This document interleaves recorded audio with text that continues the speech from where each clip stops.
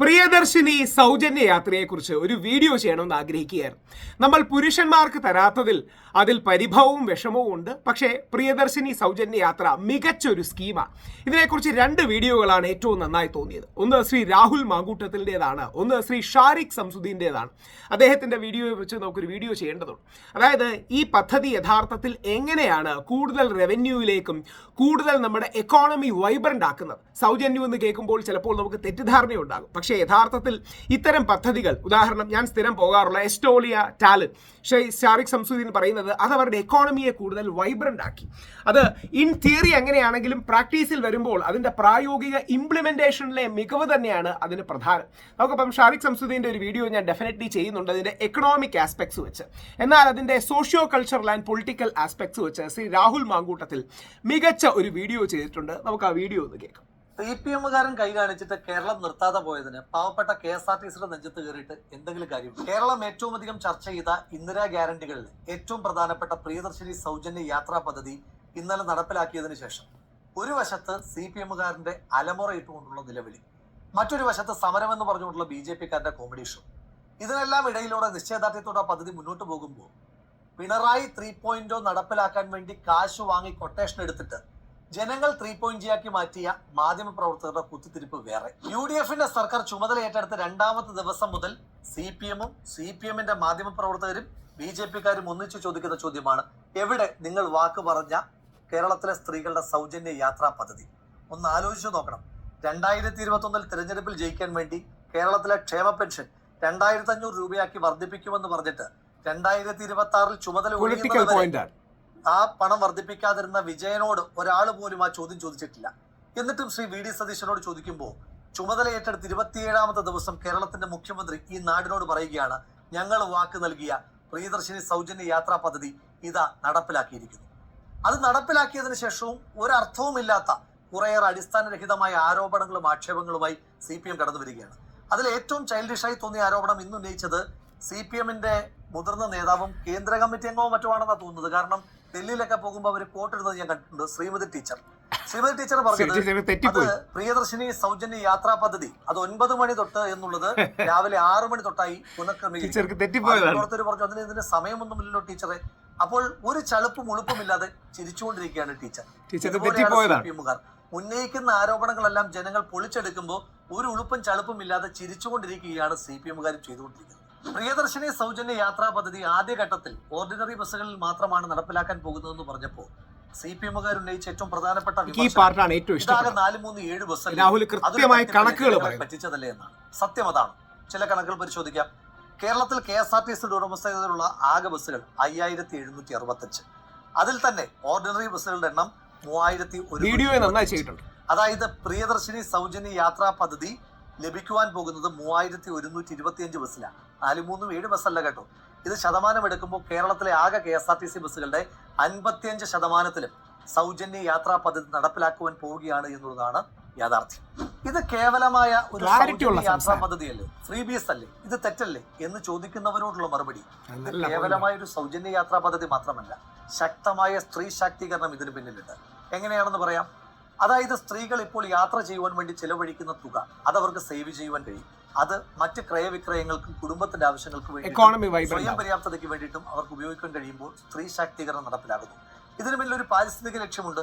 ഇപ്പൊ സ്കൂട്ടറിലുമൊക്കെയായി യാത്ര ചെയ്യുന്ന സ്ത്രീകൾ സൗജന്യ യാത്രാ പദ്ധതി വരുമ്പോഴത്തേക്കിന് KSRTC കൂടുതലായി പൊതുഗതാഗതത്തെ കൂടുതലായി ആശ്രയിക്കും. അങ്ങനെ റോഡിലെ തിരക്ക് കുറയ്ക്കുവാനും കഴിയും, അതുപോലെ തന്നെ കാർബൺ എമിഷൻ കുറയ്ക്കുവാൻ കഴിയും. അപ്പോൾ ഇതിന് പാരിസ്ഥിതികമായ മാനങ്ങളുമുണ്ട്.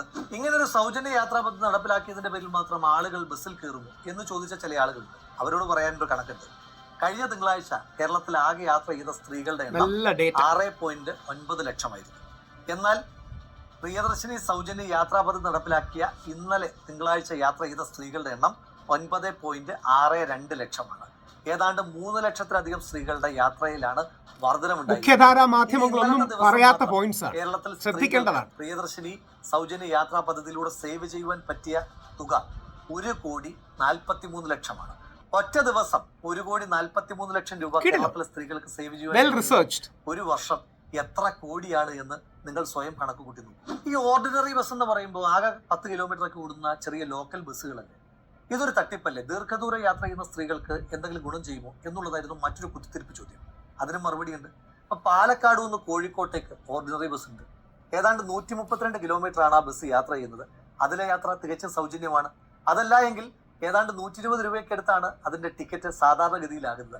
അപ്പോ അതിൽ സ്ഥിരമായി അങ്ങോട്ടും ഇങ്ങോട്ടും യാത്ര ചെയ്യുന്ന ഒരു സ്ത്രീക്ക് ഒരു ദിവസം ലാഭിക്കുവാൻ കഴിയുന്നത് 240 രൂപയാണ്. ഇത് ലാഭമല്ലേ? മാത്രമല്ല, ഓർഡിനറി ബസ് എന്ന് പറയുമ്പോൾ ഓർഡിനറി ബസ്സുകൾ വരും, ലിമിറ്റഡ് സ്റ്റോപ്പ് ഓർഡിനറി വരും, ഫെയർ സ്റ്റേജ് ഓർഡിനറി ബസ്സുകൾ വരും, fair stage limited stop ordinary ബസ്സുകൾ വരും, ഗ്രാമവണ്ടികൾ വരും, ടൗൺ ടു ടൗൺ ബസ്സുകൾ വരും. ഇതെല്ലാം കൂടെ കൂട്ടിയിട്ടാണ് പ്രിയദർശിനി സൗജന്യ യാത്രാ പദ്ധതിയിൽ ഉൾപ്പെടുത്തിയിരിക്കുന്നത്. ഇനിയും ഏതെങ്കിലും റൂട്ടിൽ ബസ്സുകളില്ല എങ്കിൽ ബഹുമാനപ്പെട്ട കേരളത്തിന്റെ ഗതാഗത വകുപ്പ് മന്ത്രി ശ്രീ CP ജോൺ വ്യക്തമായി പറഞ്ഞിട്ടുണ്ട്, ഗ്രാമവണ്ടികൾ ആരംഭിക്കാം. ത്രിതല പഞ്ചായത്ത് സംവിധാനങ്ങൾ ഇനിഷ്യേറ്റീവ് എടുത്താൽ സ്ത്രീകൾക്ക് യാത്ര ചെയ്യുവാനുള്ള ഏതൊരു റൂട്ടിലേക്കും ബസ്സുകൾ എത്തിക്കുവാൻ KSRTC തയ്യാറാണ് എന്നും KSRTC മന്ത്രി തന്നെ പറയുന്നുണ്ട്.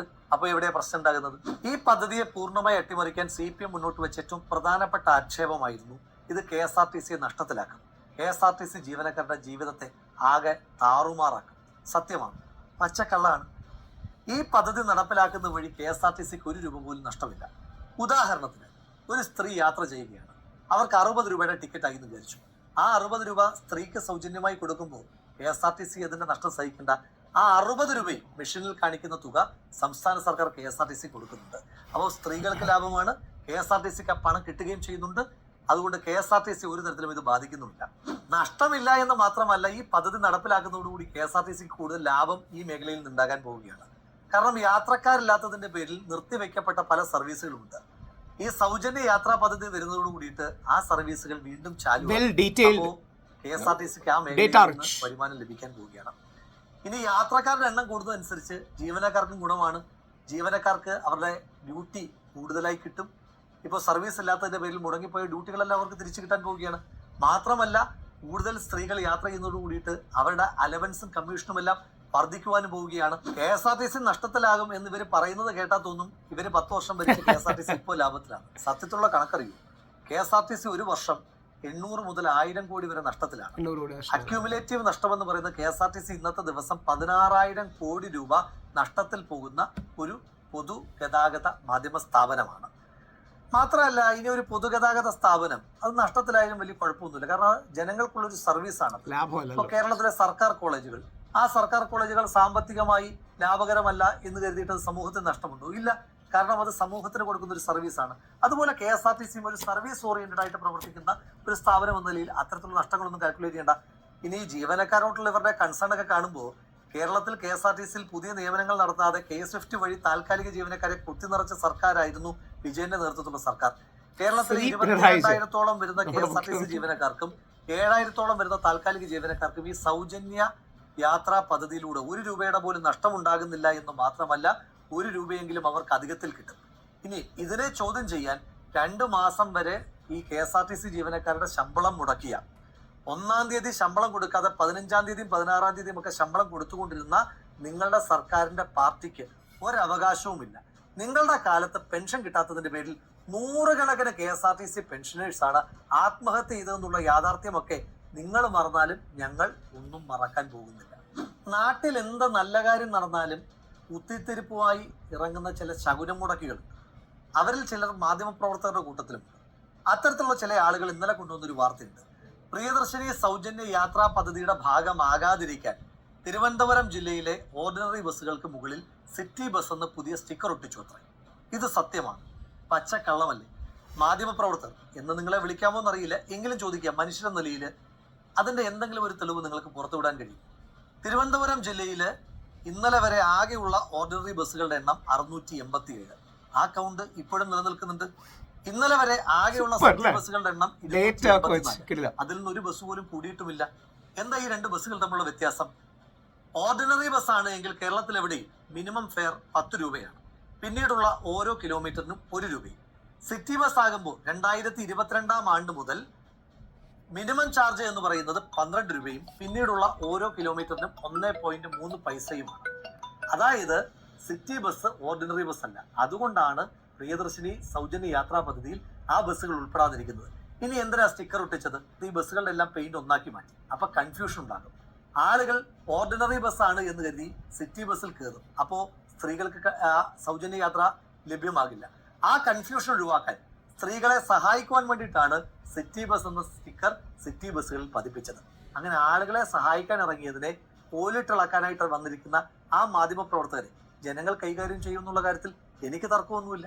അപ്പോഴേ കേരളത്തിലെ CPM-കാരും BJP-കാരും കരച്ചിൽ തുടരുക, അവരുടെ കയ്യിൽ നിന്ന് കാശ് വാങ്ങിയ മാധ്യമ പ്രവർത്തകരിൽ ചിലർ കുത്തിത്തിരിപ്പും തുടരുക. നിങ്ങളുടെ കരച്ചിലും കുത്തിത്തിരിപ്പും ഒക്കെ തുടരുന്നതിനിടയിൽ കേരളത്തിലെ സ്ത്രീകൾ, നിങ്ങളുടെ വീട്ടിലേക്കുള്ള സ്ത്രീകൾ അടക്കം ചിരിച്ചുകൊണ്ട് അവർ അമ്പലങ്ങളിൽ പോകും, പള്ളികളിൽ പോകും, ആശുപത്രികളിൽ പോകും, പഠിക്കാൻ പോകും, തൊഴിലിടങ്ങളിൽ പോകും, സിനിമ കാണാൻ പോകും, അവർക്ക് പോകേണ്ട ഇടങ്ങളിലെല്ലാം പോകും. അതുവഴി സ്ത്രീ ശാക്തീകരണം ഈ നാട്ടിൽ ശക്തമാകും. നിങ്ങൾ ഇങ്ങനെ കരഞ്ഞുകൊണ്ടിരിക്കുക, നിങ്ങൾ രസമുണ്ട് രാഹുലിന്റെ ആ വീഡിയോ, തീർത്തേക്കാം ഉണ്ടാക്കിക്കൊണ്ടേയിരിക്കുക. അതിനൊക്കെ ഇടയിൽ അതിശക്തമായി ജനകീയ സർക്കാർ ശ്രീ VD സതീശന്റെ നേതൃത്വത്തിൽ മുന്നോട്ട് പോവുക തന്നെ ചെയ്യും. ആ കൊടുങ്കാറ്റിൽ നിങ്ങൾ നുണകൊണ്ട് കെട്ടിപ്പൊക്കിയ കോട്ട കൊത്തളങ്ങളെല്ലാം തകർന്നടിയും എന്ന് നിങ്ങൾക്ക് സംശയമുണ്ട് എങ്കിലും ഞങ്ങൾക്ക് സംശയമില്ല. രസകരമായിട്ടുണ്ട് രാഹുൽ ആ രസകരമായ വീഡിയോസും. രാഹുൽ യൂട്യൂബും കൂടെ തുടങ്ങണം. ഞാൻ ഒരിക്കൽ സംസാരിച്ചപ്പോൾ നേരിട്ട് പറഞ്ഞു, രാഹുൽ യൂട്യൂബും കൂടെ തുടങ്ങണം. നന്നായിട്ടുണ്ട്. 1 ലക്ഷത്തിലേറെ ആൾക്കാർ അത് ഇഷ്ടപ്പെട്ടതായി ലൈക്കൊക്കെ വന്ന് അത് തരംഗമായി. രാഹുലിന്റെ സംസാരത്തിലെ ആ ക്ലാരിറ്റി വലിയ ഇഷ്ടമാണ്. ശരിക്കും ഒരർത്ഥത്തിൽ രാഹുലിന്റെ വീഡിയോ കാണുമ്പോൾ സന്തോഷവും, നമുക്ക് ശരിക്കും നല്ലൊരു മന്ത്രിയോ കഴിവുള്ള ഒരു ഭരണാധികാരിയോ ക്ലാരിറ്റിയുള്ള ഇത്രയും മനോഹരമായി സംസാരിക്കുന്ന ഒരുപക്ഷെ ശ്രീ VD സതീശൻ സംസാരിക്കുമ്പോൾ കിട്ടുന്ന ഒരു ക്ലാരിറ്റിയും വാക്കുകളുടെ ഒരു മൂർച്ചയും ആശയങ്ങളുടെ വ്യക്തതയും ഒക്കെ രാഹുലിൽ കാണാൻ കഴിയും. അപ്പോൾ രാഹുലിന്റെ ഇനിയുമുള്ള ഇടപെടൽ ഉണ്ടാകട്ടെ. രാഹുൽ എന്താ പറയണേ, രാഹുലിന്റെ വീഡിയോ കാണുന്ന സന്തോഷമാണ്. മനസ്സിൽ ചെറിയൊരു വിഷമം എവിടെയോ ഉണ്ടെങ്കിൽ പോലും രാഹുൽ കോൺഗ്രസിലേക്ക് തിരിച്ചു വരണമെന്ന ആഗ്രഹമുണ്ട്. മുഖ്യധാര രാഷ്ട്രീയ പ്രവർത്തനത്തിലേക്ക് തിരിച്ചു വരട്ടെ. എന്തായാലും രാഹുലിന്റെ മനോഹരമായ ഡേറ്റ വെച്ചുള്ള വീഡിയോ